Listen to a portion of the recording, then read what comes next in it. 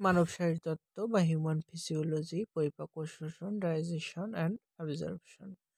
মানবদেহের বিভিন্ন জৈবনিক কাজ পরিচালনা, শক্তি সরবরাহ, দৈহিক ও মানসিক বুদ্ধি অব্যাহত রাখা এবং রোগ জীবাণুর আক্রমণ থেকে দেহকে রক্ষা করার প্রাথমিক প্রয়োজনীয় শর্ত হচ্ছে পুষ্টি বা নিউট্রিশন। খাদ্য বা ফুডই মানবদেহের পুষ্টির যোগান দেয়। পরিপাক প্রক্রিয়ায় খাদ্য প্রথম সরল দ্রবণীয় অবস্থায় রূপান্তরিত হওয়ার পর কোষে প্রবেশে উপযোগী হয়। সবশেষে রক্ত এই পরিপাককৃত খাদ্যকে শরীরের বিভিন্ন স্থানে সরবরাহ করে। পরিপাক যে প্রক্রিয়ায় জটিল খাদ্যবস্তু বিভিন্ন হরমোনের প্রভাবে ও এনজাইমের সহায়তায় ভেঙে দ্রবণীয়, সরল ও তরল এবং দেহকোষের গঠন উপযোগী ক্ষুদ্র অণুতে পরিণত হয় তাকে পরিপাক বলে। যে অঙ্গিক তন্ত্রের মাধ্যমে খাদ্যবস্তুর পরিপাক ও শোষণ প্রক্রিয়া সম্ভব হয় তাকে পুষ্টিতন্ত্র বলে। এক যান্ত্রিক পরিপাকের সময় যে প্রক্রিয়ায় গৃহীত খাদ্যের পরিশোষণযোগ্য অংশ চিবানো বা গলাধঃকরণ ও পৌষ্টিকনালী অতিক্রমের সময় নালীর বিভিন্ন অংশের পেশল সঞ্চালনের ফলে গাঠনিক ভাঙনের বা ফিজিক্যাল ব্রেকডাউনের মাধ্যমে অতি ক্ষুদ্র টুকরায় পরিণত করে এনজাইমের ক্রিয়াতলে বৃদ্ধি ঘটায় তাকে যান্ত্রিক পরিপাক বলে।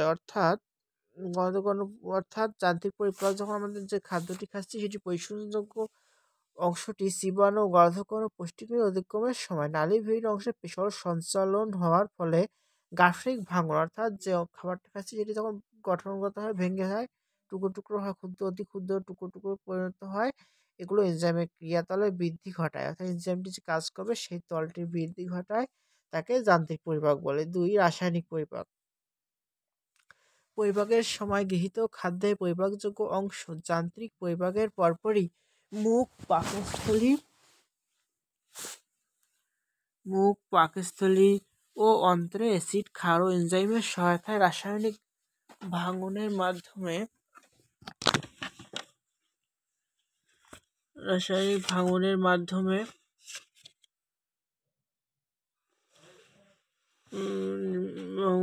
দেহকোষের গ্রহণীয় উপাদানে পরিণত হওয়াকে রাসায়নিক পরিপাক বলে।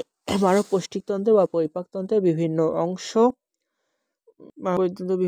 অংশ different parts of human digestive system. বেঁচে থাকার জন্য আমরা বিভিন্ন ধরনের খাদ্য গ্রহণ করি। আমাদের গ্রহণ করা অধিকাংশ খাদ্য শর্করা, আমিষ,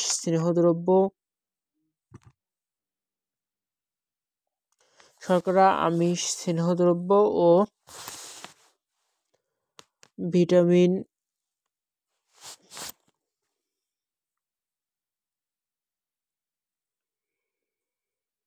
ইত্যাদি গৃহীত হয়, যা ক্ষুদ্রতম অণুতে বিশ্লিষ্ট, অর্থাৎ পরিপাক না হওয়া পর্যন্ত দেহের কোনো কাজে আসে না।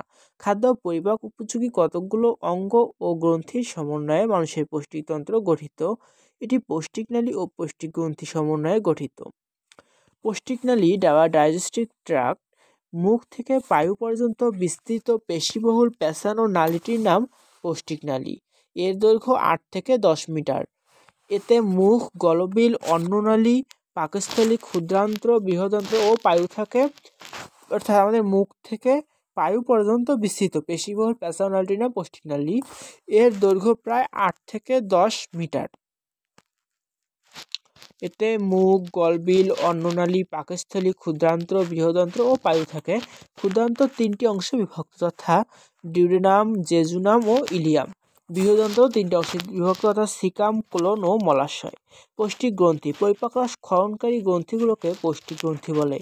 মানুষের দেহে 5 প্রকারের পৌষ্টিক গ্রন্থি থাকে,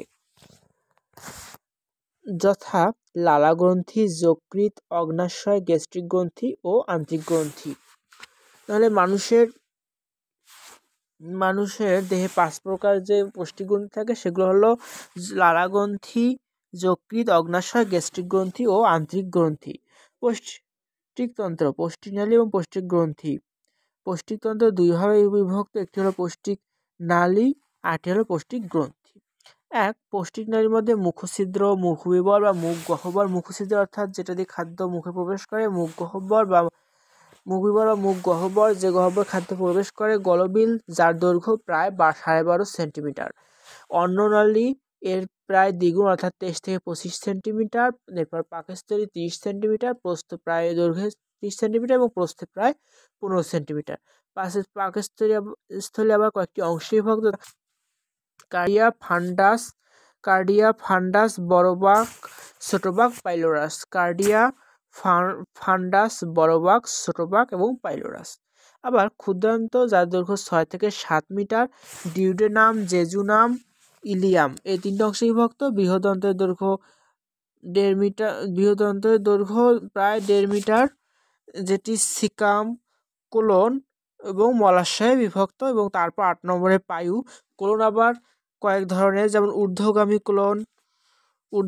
কোলন, অনুপ্রস্থ কোলন, নিম্নগামী কোলন, সিগময়েড কোলন, এরকম ঊর্ধ্বগামী, অনুপ্রস্থ, নিম্নগামী এবং সিগময়েড। পৌষ্টিক গ্রন্থি আবার 5 ধরনের। এর মধ্যে লালা গ্রন্থি, যকৃৎ, অগ্ন্যাশয়, গ্যাস্ট্রিক গ্রন্থি, আন্ত্রিক গ্রন্থি। মানুষের পৌষ্টিক নালীতে বিভিন্ন ধরনের জটিল খাদ্যের পরিপাক নিম্নোক্ত 6টি ধাপে সম্পন্ন হয়। 1. খাদ্য ও পানি গ্রহণকরণ, injection of food and water. 2. পৌষ্টিক নালীতে খাদ্যের সঞ্চালন, movement of food along the alimentary canal. খাদ্যের যান্ত্রিক পরিপাক, মেকানিক্যাল ডাইজেশন অফ ফুড। খাদ্যের রাসায়নিক পরিপাক, কেমিক্যাল ডাইজেশন অফ ফুড। পরিপাকৃত খাদ্য ও পানি পরিশোধন, absorption of digested food and water.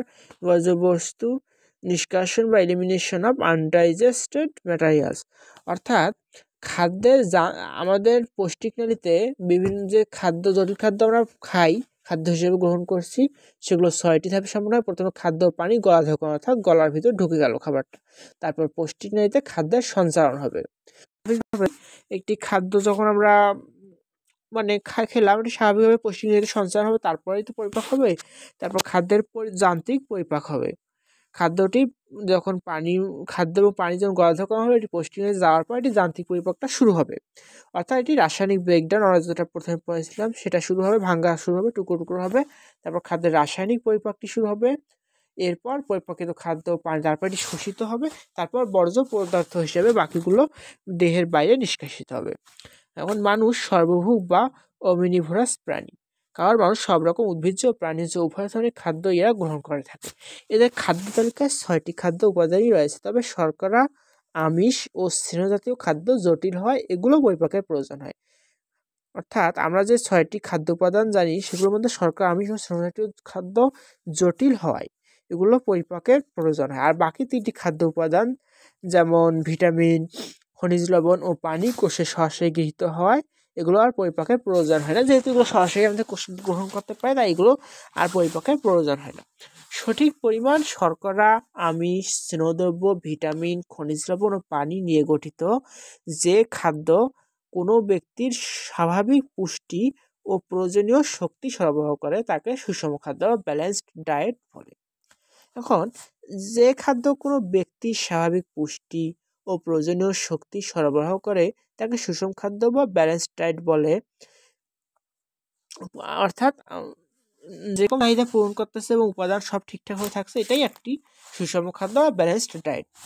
এখন এর মধ্যে 6টি উপাদান খাদ্যের কোনটি কী পরিমাণ লাগে এবং কী কাজ, এটা আমরা এখন জেনে নেব। অর্থাৎ নিচে একজন প্রাপ্তবয়স্ক সুস্থ মানুষের প্রতিদিনের সুষম খাদ্যের তালিকা দেয়া হলো। খাদ্য উপাদান 1. শর্করা বা কার্বোহাইড্রেট 415 থেকে 600 গ্রাম। শর্করার কাজ হলো তাপশক্তি উৎপাদন এবং দেহে কর্মক্ষমতা বৃদ্ধি করা। 2. আমিষ বা প্রোটিন 100 থেকে 150 গ্রাম।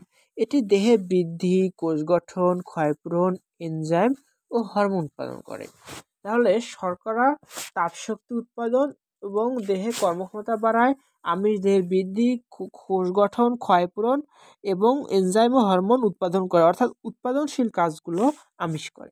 স্নেহদ্রব্য 50 থেকে 55 গ্রাম তাপশক্তি উৎপাদন ও দেহের তাপ নিয়ন্ত্রণ করে।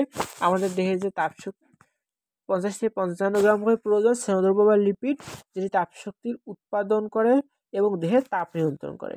4 নম্বর ভিটামিন 5500 থেকে 5600 মিলিগ্রাম, যেটি পুষ্টি ও বৃদ্ধিতে সাহায্য করে এবং নানা রকম রোগ প্রতিরোধ ক্ষমতা বাড়ায়। খনিজ লবণ 8 থেকে 10 গ্রাম লাগে, যেটি স্বাভাবিক পুষ্টি ও বৃদ্ধিতে সহায়তা করে। পানি 2 থেকে 3 লিটার প্রোটোপ্লাজমকে সিক্ত ও সজীব রাখা এবং কোষের বিপাক ক্রিয়া নিয়ন্ত্রণ করে। মানুষের খাদ্য পরিপাক প্রণালী। মানুষের অধিকাংশ খাদ্য শর্করা, আমিষ ও স্নেহদ্রব্য বৃহৎ অণু হিসেবে মুখ গহ্বরে গৃহীত হয়। খাদ্যবস্তু এমন বৃহত্তর জটিল অণুগুলো ক্ষুদ্রতম অণুতে পরিণত না হওয়া পর্যন্ত শোষণ উপযোগী হয় না, তাই মানবদেহের কোনো কাজে আসে না। সেজন্য শর্করা, আমিষ ও স্নেহদ্রব্য এ তিনটি খাদ্যের উপাদানকে পরিপাক করতে হয়। নিচে এদের উপাদানের নাম ও পরিপাকের এনজাইম ও উৎপন্ন দ্রব্য ছক আকারে উপস্থাপিত হলো। খাদ্যের উপাদান যেমন শর্করা বা কার্বোহাইড্রেট, ভাত, রুটি, চিনি, শাকসবজি, এগুলোর প্রধান এগুলোকে মানে পরিপাক করার জন্য যে এনজাইম ব্যবহৃত হয় তাদের প্রধান এনজাইম হলো অ্যামাইলোলাইটিক এনজাইম, যেটি টায়ালিন, অ্যামাইলেজ, মল্টেজ এবং সুক্রোজ ইত্যাদি। এবং শর্করা ভেঙে গ্লুকোজ উৎপন্ন হয়। তাহলে শর্করা, অ্যামাইলোলাইটিক এনজাইম লাগে ভাঙতে। আমিষ বা প্রোটিন, মাছ, মাংস, ডিম, ডাল, প্রোটিওলাইটিক এনজাইম, এটি মনে রাখা যায় সহজে। প্রোটিন, আমিষ বা প্রোটিন থেকে proteolytic. Pepsin, trypsin, chymotrypsin, aminotrypsin. Pepsin, trypsin, chymotrypsin, aminotrypsin. আর উৎপন্ন দ্রব্য হলো এমিনো অ্যাসিড, স্নেহদ্রব্য, লিপিড, ভোজ্য তেল, ঘি, মাখন, পানির চর্বি। লাইপোলাইটিক এনজাইম পাকস্থলীয় ও আন্তরিক, lipase, phospholipase, cholesterol storage, lecithinase, fatty acid ও গ্লিসারল। শর্করা, অ্যামাইলো আমরা এভাবে মনে রাখতে পারি। শর্করা, amylolytic, ptyalin, amylase, maltase, sucrase, যেটির উৎপন্ন দ্রব্য হয় গ্লুকোজ।